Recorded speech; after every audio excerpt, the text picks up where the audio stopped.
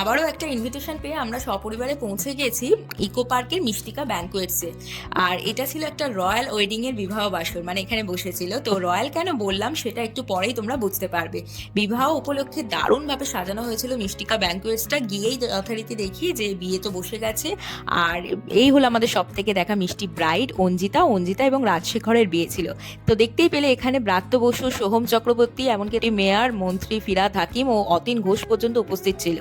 আর এখানে তত্ত্বগুলো ভীষণ সুন্দরভাবে সাজিয়ে রাখা হয়েছিল। আর এটা হলো স্টার্টার কাউন্টার, যেখানে অনেক রকমের স্টার্টার আইটেম ছিল। পিৎজা বলো, মোমো বলো, ফুচকা বলো, পেস্ট্রি বলো, সব কিছুই ছিল।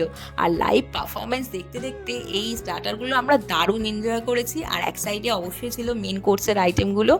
আর খাওয়া দাওয়ার পর তো যথারীতি এই সেলফি জোনটায় গিয়ে প্রচুর ফটোশ্যুট করেছি।